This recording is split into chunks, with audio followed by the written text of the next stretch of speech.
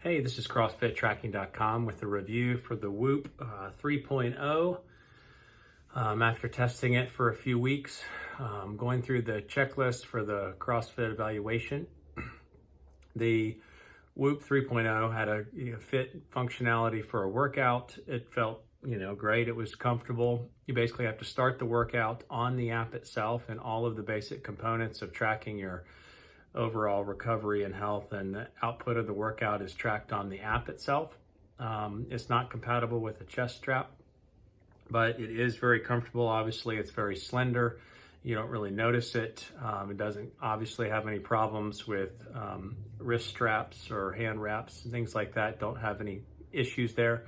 Ease of use during a workout, no real problems there. By the way, I will post some pictures or a video review alongside this at the end of how the app works and basic things you would use and need on the app itself. But ease of use during a workout, you can see your heart rate if you want to leave your phone up while tracking a workout. But otherwise, the device itself on your wrist is not very useful because it doesn't have a screen. From a workout evaluation standpoint, it does a good job. It tracks, obviously, the difficulty and the strain level of the workout itself and gives you a strain score, which applies to how much effort and strain you've put forth throughout a day's time. Recovery evaluation, it doesn't give you a recovery evaluation for how long you need to be able to recover for the next big hard workout. But what it does do is it tracks your overall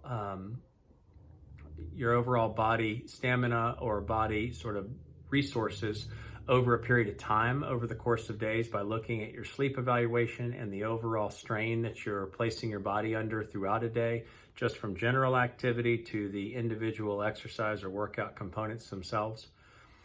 From a sleep evaluation, it's probably the best sleep tracking device I have tested and used.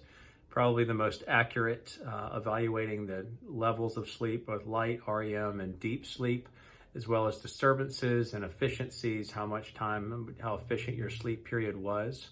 At the end of the day or at the end of the night, it tells you how much recovery you've had over the course of the night's sleep. So it tells you going into the next day where your body sort of stands physically to be able to handle the next workout. So it doesn't do the recovery evaluation that Garmin and some of the others do, as far as you're going to need this much time to be able to recover.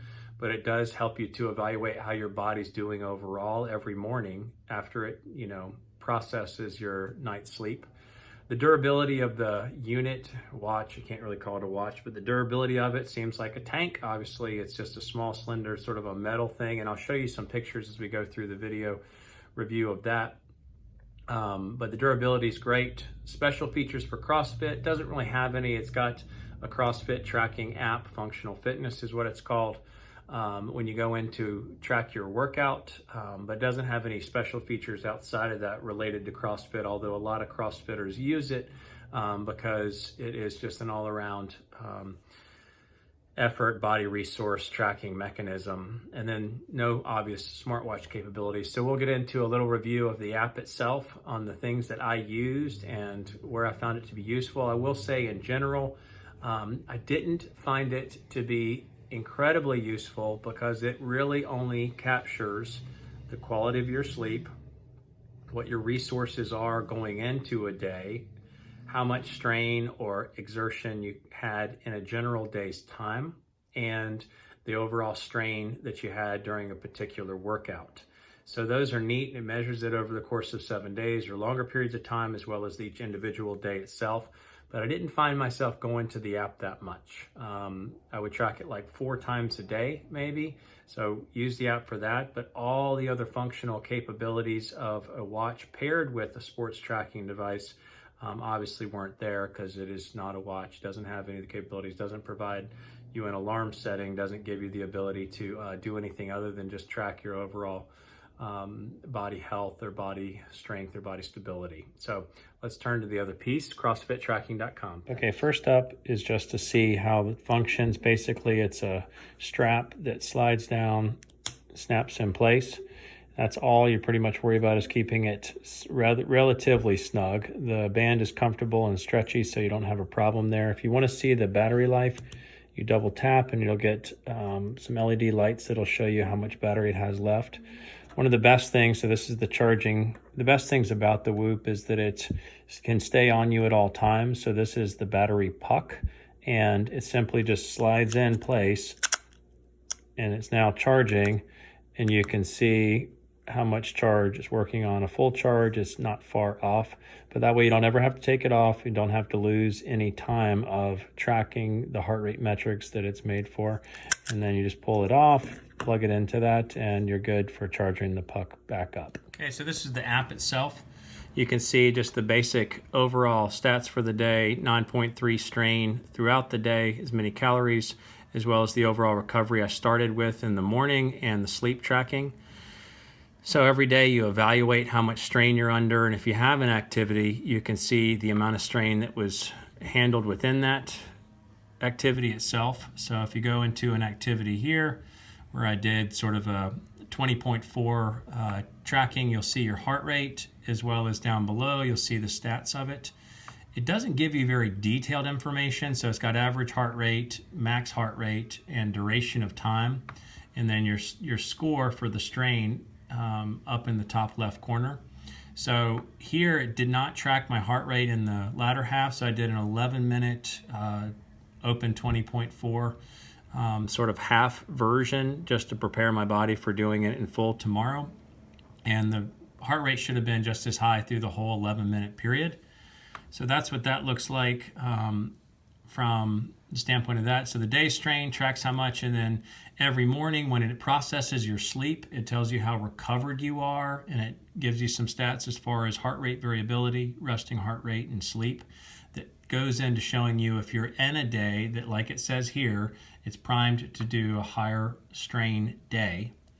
And then your sleep performance. Every night you get an evaluation of the sleep, which shows each, there's little pockets where, disturbances of significance where I got up out of bed.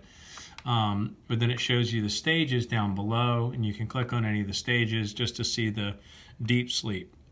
I think it's very trustworthy in the sense, and see the awake, obviously some movements throughout, but the bigger spikes were when I got up and had to use the bathroom, but it shows you the heart rate throughout, gives you the sleep, and then down below you can track, okay, so it was the weekend, I got a lot of sleep, previous days I didn't get much, and you can see that my recovery in those days I did not get a lot of sleep was on the lower side, but I wasn't doing heavy workouts, have a knee injury, so mild workouts were not giving me a lot to recover from. So if you see my strain, it was at a very low level. In previous weeks, it was at a much higher level, but you can see that my strain didn't really break 14, when really to have an effective sort of building